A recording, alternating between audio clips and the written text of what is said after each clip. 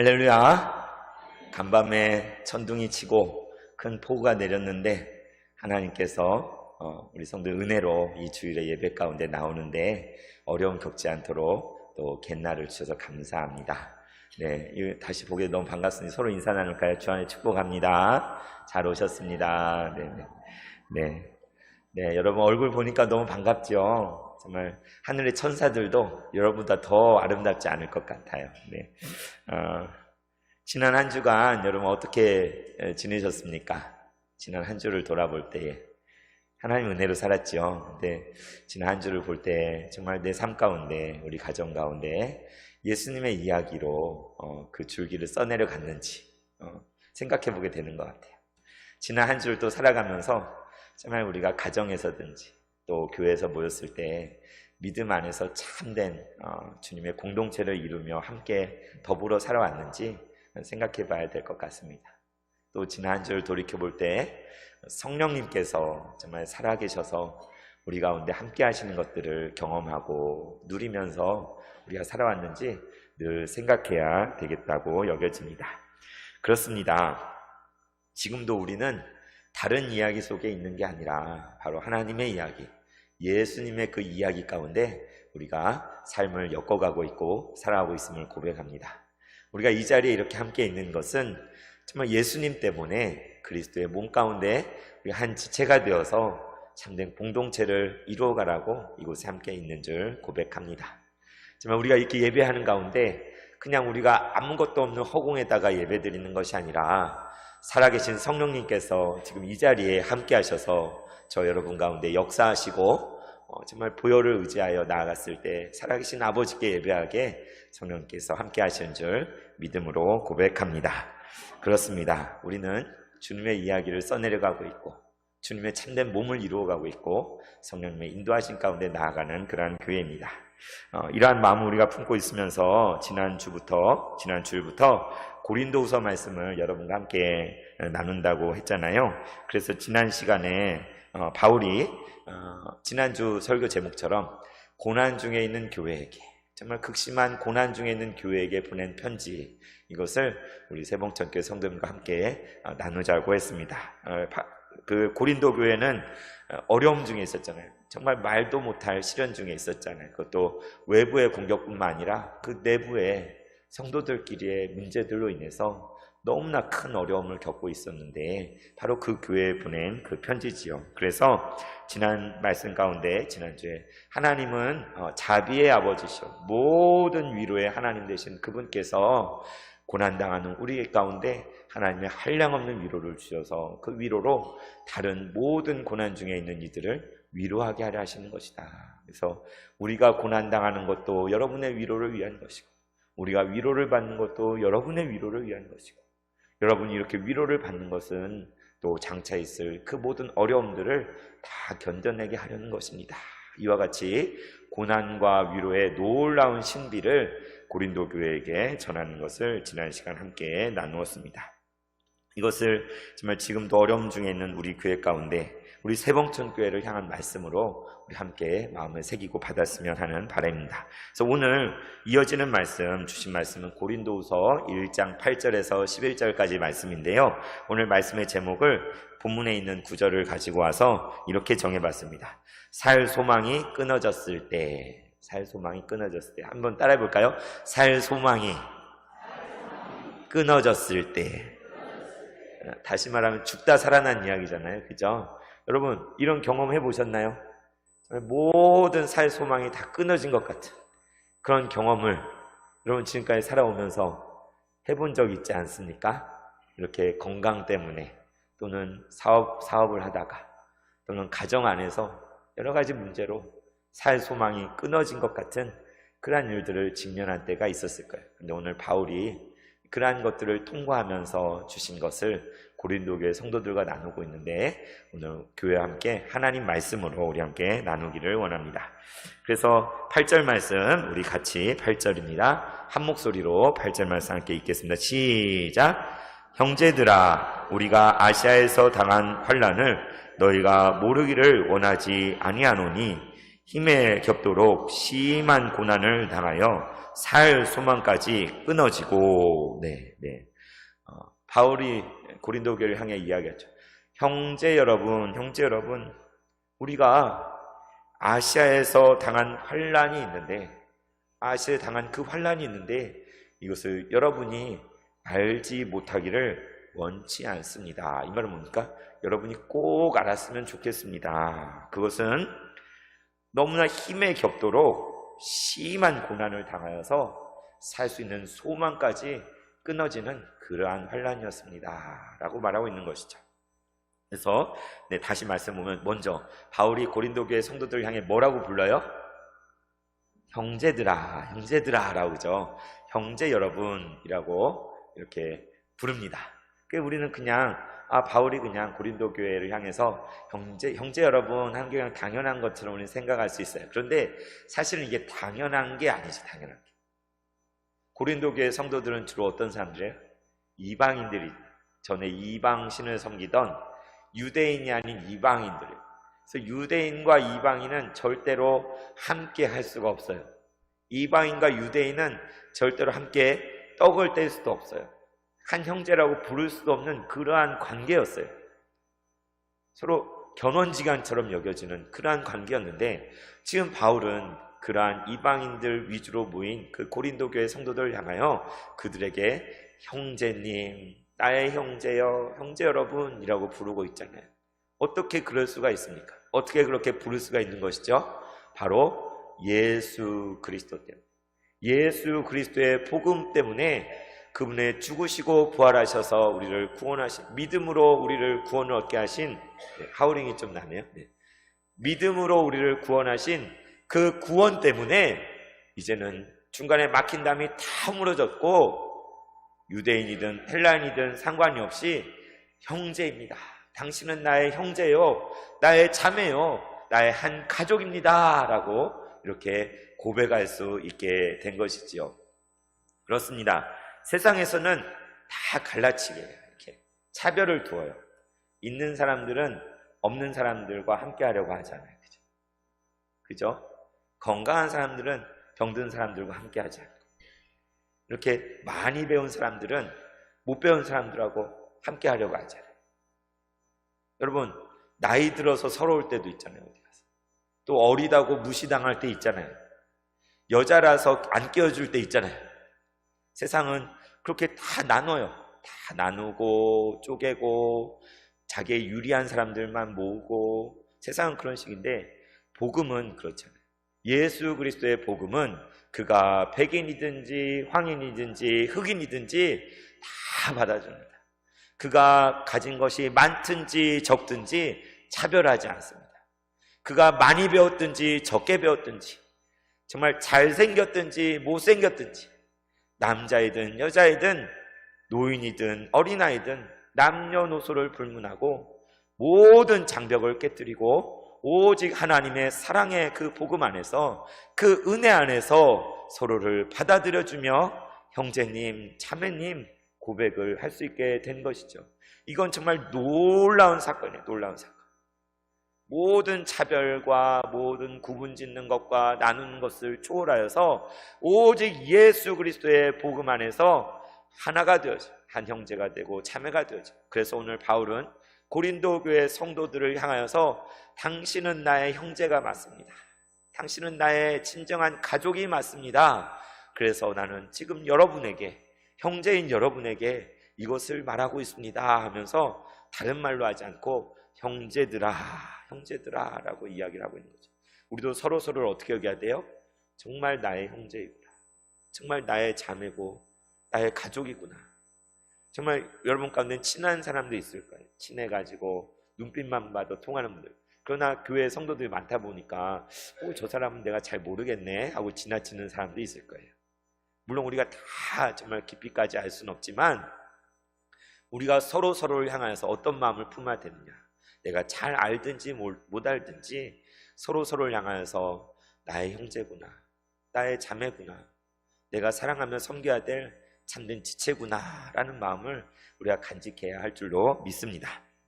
그래서 바울이 정말 형제 여러분 하면서 무엇을 이야기하냐면 오늘 말씀에 여러분 우리가 아시아에서 당한 환란이 있는데 그것을 여러분이 모르기를 원치 않습니다 라고 말하고 있는 것이죠. 근데 바울이 아시아에서 어떤 환란을 겪었대요. 너무나 큰 환란을 겪었대요. 그게 어떤 환란이냐면 여기 묘사된 뭐라고 하냐면 힘에 겹도록 심한 고난을 당했다.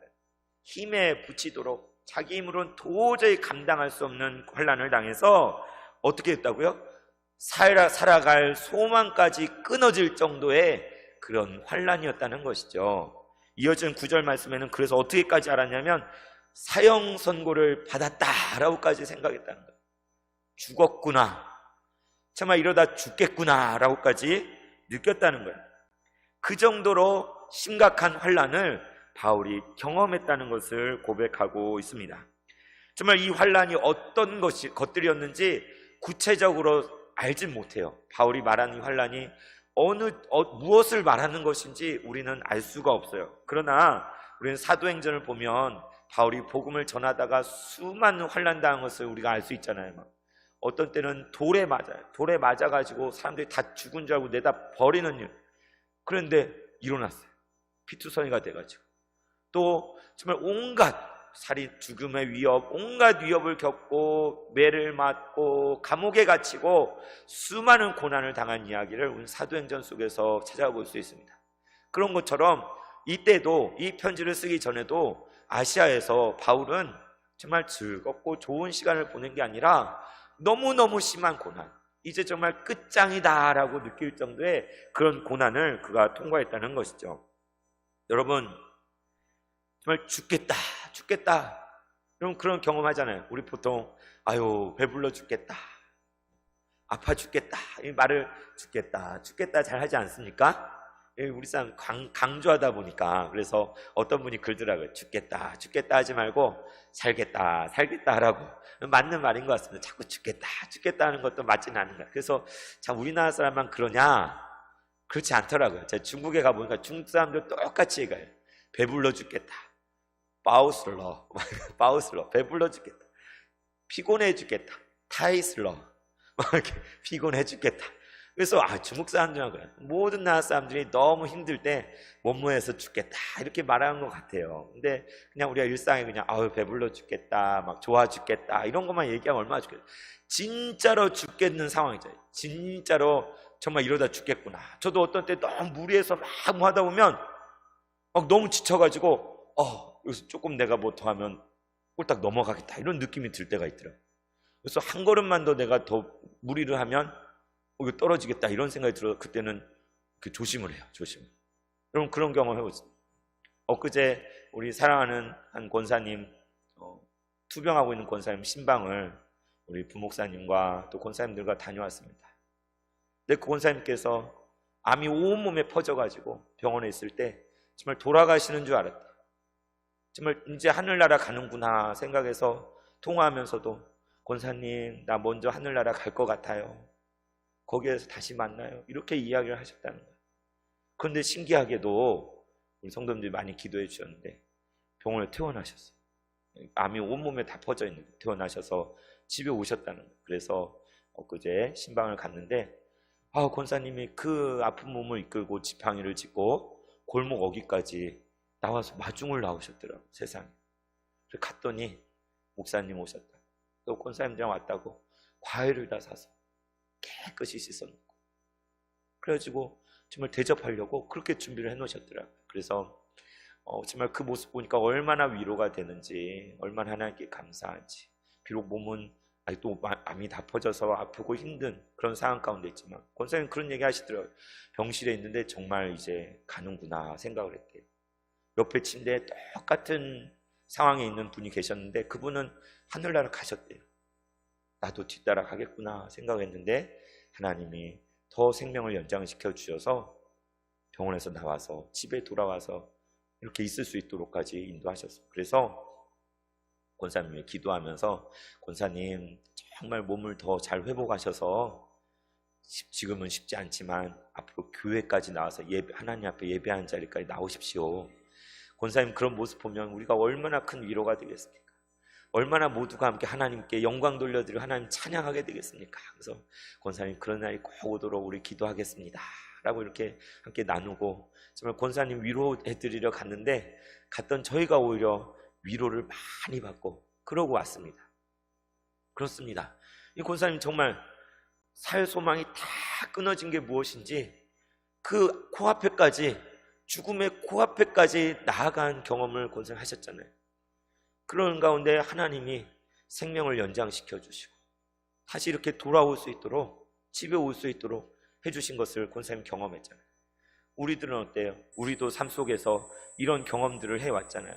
정말 어떤 분은 아파서 정말 죽다 살아난 분도 있을 것이고 어떤 분은 사업을 하다가 정말 망해서 정말 죽을 지경까지 갔던 분도 계셨을 것이고 또 어떤 분은 가정에서 문제로 인해서 너무나 고통스러워서 정말 살 소망이 하나도 없구나라고까지 느껴질 정도로 갔던 분들이 계시지 않습니까?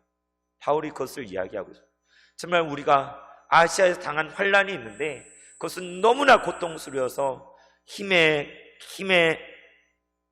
겹도록 너무나 심한 고난이어서 살 수 있는 소망이 다 끊어지는 그러한 고통이었고 사형선고를 당한 것처럼 그러한 고통을 겪었습니다. 그것을 바울이 말하고 있는 거예요. 그런데 뭐라고 얘기하냐면 이것을 여러분이 모르기를 원치 않습니다. 무슨 이야기입니까? 여러분이 이것을 꼭 알아야 돼서 제가 이야기합니다. 그러니까 나 이렇게 고통당하고 죽을 뻔했다는 얘기를 지금 하고 있는데 그것을 여러분 알아야 됩니다라고 이야기하는 거잖아요.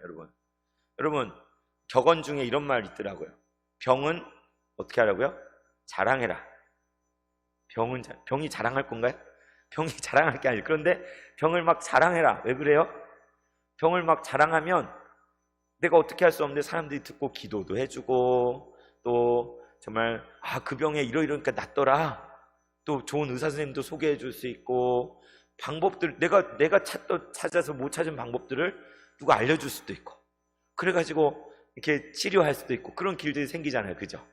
그래서 엊그제 뉴스 보니까 어떤 분이 막 희귀병이 자녀가 있는데 막 삼성 회장님한테 막 뭐 어떤 인스타그램에 막 자기 막 썼대요. 막 썼는데 여기저기 막 썼대요. 그런데 신기하게 서울 삼성병원에 전화가 왔대요. 내가 암흑의 전문 의사입니다. 교수입니다. 당신 자녀가 이런 희귀병이 있다고 하는데 그 약 개발하는 걸 저희가 해보겠습니다. 그렇게 전화가 왔다는 거. 전화가 병을 막 자랑했더니 여기저기 막 알렸더니 병원에서 그 아이를 쉽지 않은 일이지만 우리가 한번 해보겠습니다 하고 전화가 왔다는 거예요. 병은 자랑해라. 그런데 여러분 보통 어떻게 해요? 병을 우리 숨기죠.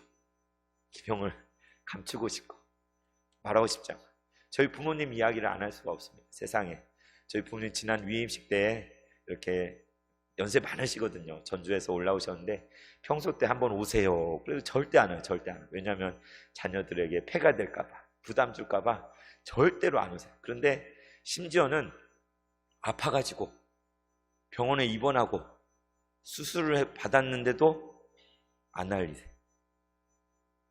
자녀가 넷이나 있는데 아들, 딸 넷이나 있는데 병원에서 수술 받았는데도 자식들한테 얘기를 안 하는 거예요. 몰래 하시는 거예요. 어떻게 하다가 알았어요. 그래가지고 깜짝 놀래가지고 병원에 달려가고 수술 받은 곳에 가고 막 회복되는 곳에 몇 번을 왜 그럴까요? 거기엔 그런 거죠. 자식들에게 걱정 끼치지 않으시려는 그런 마음 부담 주고 싶지 않은 마음에 정말 두 분 다 노인이신데도 너무나 힘드신데도 그냥 알리지도 않고 병원에 입원도 하고 수술도 받고 그래가지고 막 그때마다 나무래요. 어떻게 이럴 수 있냐고 자식들한테 어떻게 얘기도 안 하고 그럴 수 있냐고 막 부모님한테 그리고 또 가면은 되게 기뻐하세요. 아플 때 어떻게 알아서 가면 사실은 안 알리셨지만 보게 되면 또 얼마나 기쁘시겠어요. 자식들 보면. 그래서 막 감시합니다. 감시. 또 어떻게 속이고 말도 안 하고 수술 받으실까 병원 갈까봐. 그런데 여러분 바울은 이러한 정말 살소망까지 끊어진 고난을 당했는데 그것을 그냥 자기만 간직하지 않고 고린도 교회에 지금 편지까지 써가지고 뭐라고 하냐면 이거를 꼭 여러분도 알아야 될 것 같아서 여러분에게 모르지 않기를 내가 원합니다 라고까지 말하면서 이것을 막 말하고 있는 거예요. 바울이 아이고 나 이렇게 고생하고 있어, 좀 알아줘 라고 말하는 것인가, 나 이렇게까지 애쓰고 있는데 너희가 어떻게 그럴 수 있냐 라고 말하는 그런 것으로 생각할 수도 있잖아요. 바울이 그냥 생색내려고 나 진짜 힘들었거든, 뭐 그거를 알아달라고 이야기하는 걸까요? 물론 그런 면도 있을 수 있겠죠. 그런데 바울은 단순히 그것 때문만은 아닌 것 같아요.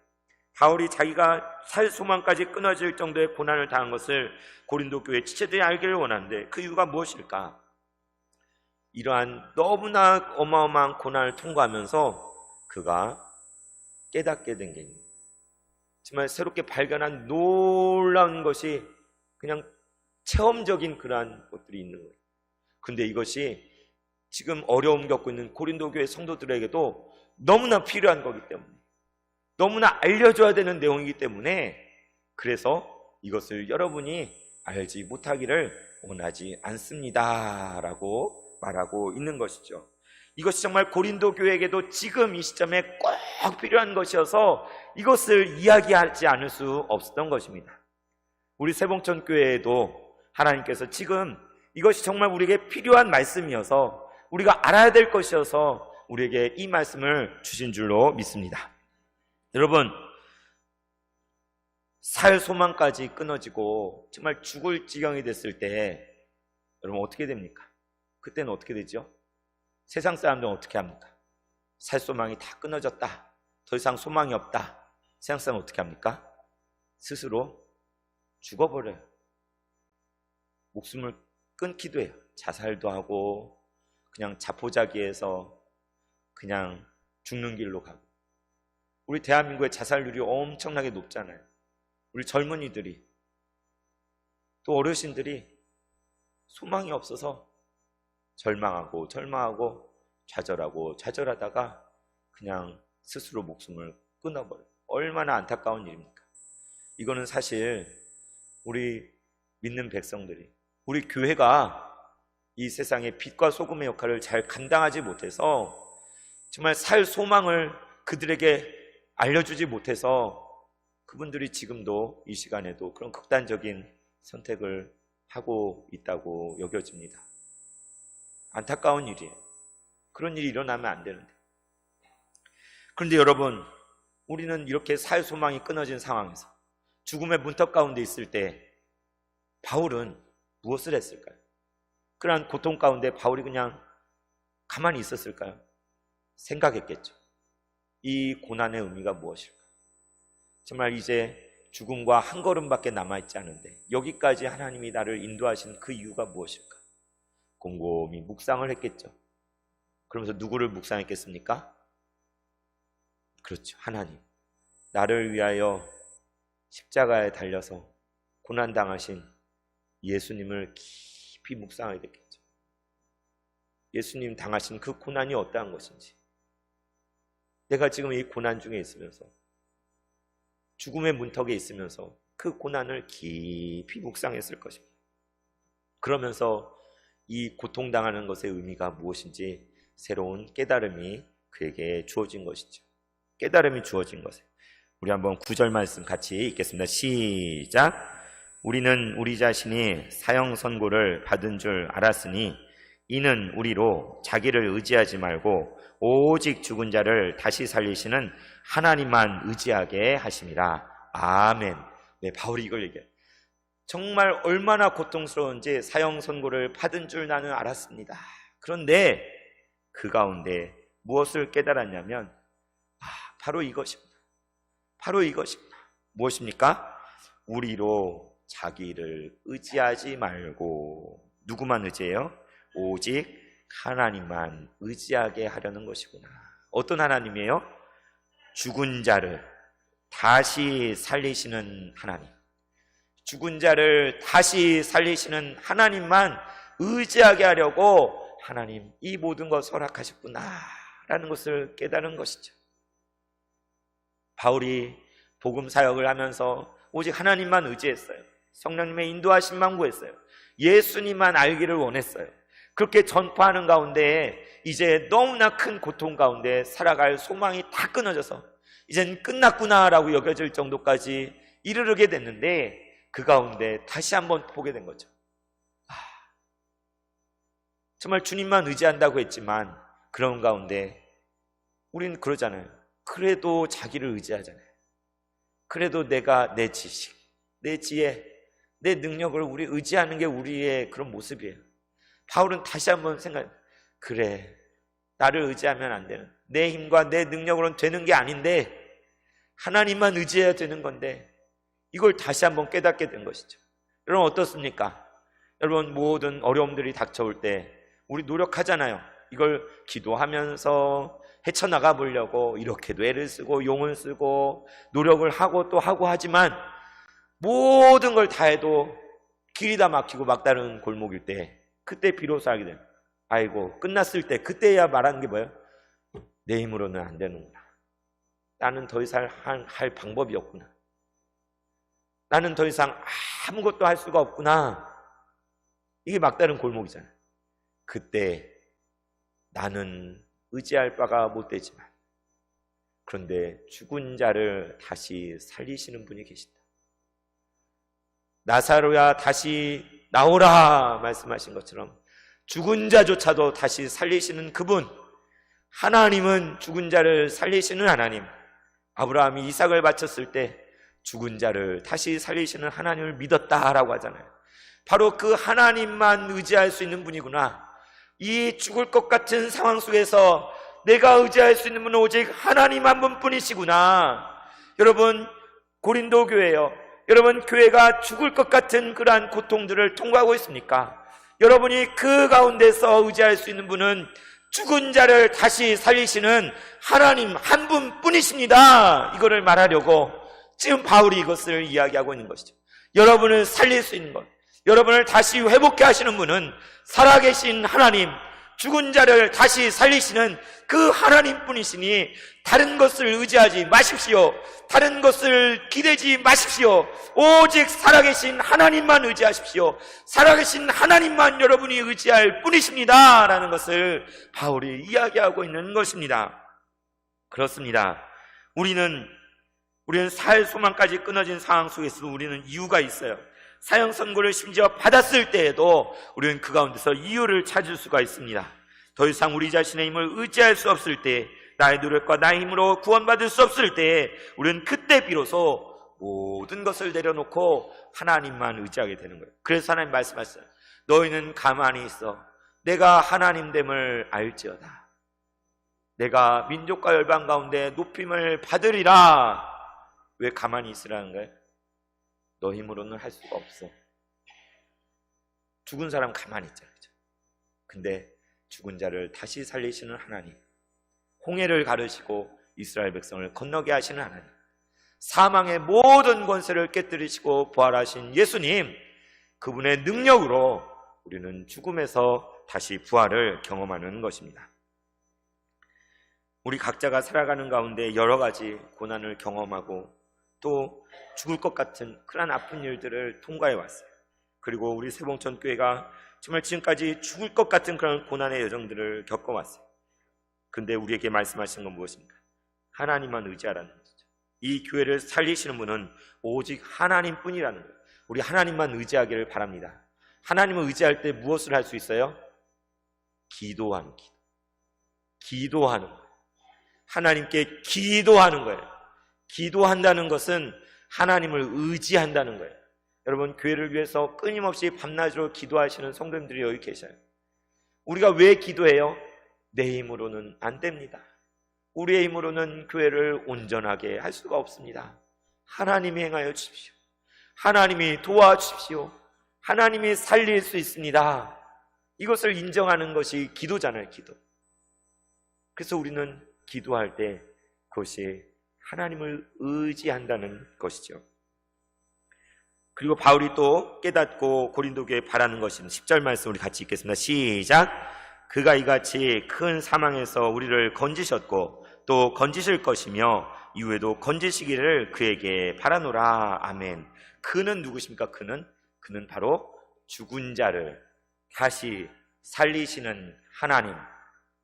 그분은 죽은 자를 다시 살리시는 하나님, 우리가 의지할 바로 그 하나님, 우리 자신을 의지하지 않고 하나님만 의지하라고 말씀하시는 하나님, 우리가 죽을 것 같은 그러한 고난 가운데 있을지라도 우리를 능히 살리실 수 있는 바로 그 하나님께서 어떻게 했다는 거예요?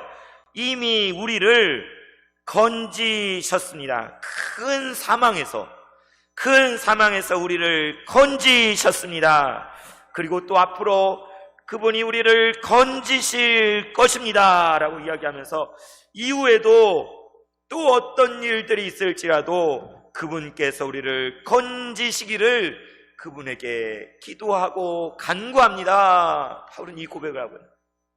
왜요? 고린도 교회를 향해 말하는 거예요. 여러분, 여러분의 교회를 하나님이 지금까지 그 큰 사망에서 건져주신 걸 아십니까? 그 하나님께서 이제도 여러분을 앞으로도 건져주실 것이고 또 그 모든 것을 건지실 것을 나는 지금도 그분에게 기도합니다 라고 이야기하고 있어요. 여러분, 이것을 고린도 교회 성도들에 말하는데 이건 동일하게 우리를 향하여, 우리 교회를 향하여 하나님이 주시는 말씀인 줄 믿습니다. 이제 11절 말씀에 이 고린도 교회를 향한 바울의 권면이 나오죠. 함께 읽겠습니다. 너희도 우리를 위하여 간구함으로 도우라. 이는 우리가 많은 사람의 기도로 얻은 은사로 말미암아 많은 사람이 우리를 위하여 감사하게 하려 함이라. 네, 바울이 이 얘기를 하면서 뭘 얘기하냐면 여러분 그렇다면 이제 여러분 우리를 위해서 살소망까지 끊어졌다 살게 된 우리를 위해서 여러분 간구함으로 우리를 도와주십시오. 우리를 함께 위해서 기도해 주십시오 라고 말하고 있는 것입니다. 여러분, 기도는 뭐예요? 기도는 하나님께 구하는 것인데 우리가 중보하는 것, 환우들을 위해 중보하고 서로를 위해 기도하는 것은 그것은 기도를 통해서 돕는 거예요. 돕는 거예요. 환난당한 이를 위해서 우리가 간절히 기도하게 될 때에 그 기도를 통해 우리는 그 환난에 같이 동참하게 되는 거예요. 그 고통에 같이 서게 되는 것입니다. 이게 하나님의 역사. 제가 소시적에 공동체 안에 한 지체의 어머니가 암에 걸렸다는 얘기를 들었어요. 근데 수련회 가서 기도 한 시간 갔는데 막 그 마음을 주시는 거예요. 기도할 마음을, 그 지체의 어머니를 위해 기도할 마음을 막 주셔서 다른 거 기도 안 하고 막 그것만 놓고 막 기도하는데 기도하다가 어디까지 갔냐면 기도하다 보니까 하나님, 제가 그 암에 걸려도 좋겠습니다. 대신 암에 걸려. 큰일 나는 일이잖아요, 그죠? 큰일 나는 일인데. 그러면서 막 눈물이 나더라고요. 이렇게까지 기도해야 되나? 나 암 걸리면 죽는데요. 여러분도 그런 경험 해보시지 않았습니까? 기도하다가 정말 애절하게 기도하다 보면 내가 대신 그 고통을 당하고, 부모가 자녀를 위해 기도할 때 내가 이 아이를 위해 대신 아프게 해주세요 하나님 기도하게 되잖아요. 그 고통 가운데까지 같이 들어가는 것을 경험하게 돼요. 그죠? 그래서 바울이 우리를 위해 기도해 주십시오. 우리를 위해 기도해 주십시오. 여러분, 기도 요청하는 것은 정말 겸손한 거예요. 기도를 요청할 수 있는 사람은 정말 겸손한 사람이에요. 하나님을 인정하는 사람이고 지체의 기도를 통해서 내가 살아날 수 있다는 것을 아는 사람이야말로 누군가의 기도를 요청할 수 있는, 서로의 기도를 요청하세요. 서로에게 아프고 힘든 일이 있으면 이제 교구 재편성되고 구역이 생기면 그 안에서 다른 데까지 얘기할 필요는 없지만 그 안에서 서로 나누세요. 힘든 것들 나누세요. 서로를 위해 기도하고 그렇게 되기를 바랍니다. 우리가 기도로 도울 때 어떤 일이 일어납니까? 우리가 많은 사람의 기도로 얻은 은사로 말미암아, 그 선물들로 말미암아 많은 사람이 우리를 위해 감사하게 하려는 것입니다. 그렇게 기도로 돕게 될 때에 어떤 역사가 일어나느냐? 하나님께서 가운데 구원을 베풀어 주시고 다시 살아나는 역사, 부흥의 역사를 허락하여 주셔서 하나님의 손길을 경험하게 되는, 하나님의 이야기를 써내려가게 되는 거죠. 하나님이 정말 회복된 성령의 역사를 그 체험하게 되는 거예요. 같이. 그럴 때 하나님 감사합니다, 하나님께 영광 돌려드리며 하나님을 찬양하게 되는 그런 역사가 일어나는 것이 아닙니까? 이렇게 되게 하려는 것입니다 라면서 바울은 이야기하는 것입니다. 하나님의 역사에 함께 동참하도록 고린도 교회 성도들에게 우리를 위해 기도해 주십시오. 그럴 때 우리를 위하여 감사하게 될 것입니다. 우리가 서로가 감사의 제목이 되면 얼마나 좋아요. 우리 권사님 때문에 감사, 우리 장로님 가운데 일어난 일로 감사, 우리 집사님 때문에 감사합니다 라고 말했으면 얼마나 좋겠습니까? 우리 김종호 원로 목사님 계시지만, 제가 유임식 때도 말씀드렸지만 목사님 교회 오셔가지고 제가 잠깐 이야기를 나눌 수 있었어요. 근데 목사님이 참 후배 목사를 사랑하셔서 이야기해 주시던 딱 두 가지, 그 중에 하나 뭐냐면 저한테 이러더라고요. 목사님, 고난 당하십시오. 부활의 영광이 있을 것입니다. 고난 받으십시오. 부활의 영광이 있을 것입니다. 이 얘기를 저한테 해주시더라고요. 아니, 저한테 복 받으라고, 잘할 거라고, 막 이렇게 뭐 이렇게 하면 된다고, 이런 얘기를 해주신 게 아니라 고난 받으래, 고난 받으래. 이게 무슨 얘기예요? 목사님께서 평생의 목회를 통하여서 체험하고 경험한 그 고백이 응축되어 있는 거잖아요. 목회가 영광스러운 길이 아니고 막 뭔가 누리는 길이 아니고 고난 받을 수 있는 길이고 고통을 감수해야 되는 그런 길인데, 그것을 피하지 말고 받으라고. 그럴 때 부활의 영광을 경험하게 될 것이라. 우리 목사님의 평생을 통한 목회, 그 체험들이 응축된 것을 저에게 말씀해 주셔서 얼마나 감사했는지, 그래서 제 마음에 새겼습니다. 우리 목사님 귀가 잘 안 들리십니다. 그래서 예배 와서 제가 말씀을 전해도 잘 못 들으신다고 제가 들었어요. 그런데 또 예배에 이렇게 오신 게 얼마나 감사한지 모릅니다. 여러분, 저는 우리 세봉천교회가 지난 긴 세월 동안 겪어온 그 고난의 이야기를 매주 새롭게 듣습니다. 이게 단가 했는데 또 이런 이야기가 있어요. 이게 단가 했는데 또 이런 이야기가 있어요. 이게 단가 했는데 또 이런 이야기가 있어요. 이게 끝일까요? 정말 들어보면 기가 막힌 이야기들을 제가 듣고는 입을 다물 수가 없는 그런 경험을 하고 있습니다. 여러분, 그래서 그 이야기를 들어보면 하나님께서 정말 기가 막힌 이야기인데, 교회가 완전히 이상하게 돼버릴 그런 상황들, 완전히 엎어져서 무너져버릴 그런 상황이 몇 번 있었더라고요. 몇 번이. 교회가 완전히 깡그리 그냥 끝장나버릴 상황이, 살 소망이 다 끊어진 상황이 몇 번이 있었는데, 그때마다 기가 막히게 하나님께서 역사하셔서 기적이 일어나고 또 기적이 일어나서 교회가 무너지지 않고, 교회가 넘어가지 않고, 교회가 쓰러지지 않고 버텨서 여기까지 이렇게 왔더라고요. 이게 바로 우리 교회의 이야기 아닙니까? 여러분, 하나님은 우리 교회를 너무나 사랑하십니다. 우리가 너무나 살 소망까지 끊어질 것 같은 그런 고난을 통과해 왔지만, 하나님은 그 모든 어려움으로부터 이제까지 건져주셨고, 이제도 건지실 것이고, 앞으로도 건져주실 것입니다. 왜냐하면 그 하나님은 죽은 자를 다시 살리시는 하나님이시기 때문입니다. 우리 교회로 하여금 죽은 자를 다시 살리시는 그 하나님의 권능을, 그 능력을 체험하라고 우리에게 이런 시련을 준 줄로 믿습니다.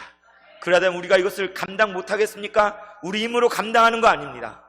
하나님께서 하실 것입니다. 하나님께 역사하실 것입니다. 우리는 기도할 것입니다. 우리는 기도로 도울 것입니다. 하나님이 행하신 일을 가만히 서서 볼 것입니다. 하나님 역사하실 것입니다. 오직 그 하나님만 의지할 것입니다. 죽을 것 같은 그런 상황 속에서도 오직 하나님께만 우리가 소망을 둡시다. 오직 하나님을 의지함으로 기도로 서로를 돕는 우리 교회가 되길 원합니다. 고난이 있다 할지라도 우리 포기하지 맙시다. 우리 도망치지 맙시다. 하나님이 하실 일들을 보게 될 것입니다. 믿으면 주의 영광을 보리라. 믿으면 주의 영광을 보리라. 믿으면 주의 영광을 보리라. 하나님 말씀하셨습니다. 살 소망이 다 끊어졌을 때, 바로 그때에 우리는 살아계셔서 죽은 자를 다시 살리시는 그 하나님을 경험하고 그분을 찬양하게 될 것입니다. 기도하겠습니다. 하나님 아버지, 감사드립니다. 이 시간에 힘에 겹도록 심한 고난을 당하고 있는 교회를 향해 주신 말씀을 듣습니다. 이는 우리로 하여금 자기를 의지하지 말고 오직 죽은 자를 다시 살리시는 하나님만 의지하게 하려 하시는 것을 깨닫습니다. 주님께서 우리를 이 큰 사망에서 이미 건지셨고 또 건지실 것이며 이후에도 건지실 줄을 믿음으로 고백합니다. 이를 위해서 우리가 간구함으로 돕는, 그리고 소망으로 나아가는 우리 모두가 되게 하여 주옵소서. 우리 주 예수 그리스도의 이름으로 기도합니다. 아멘.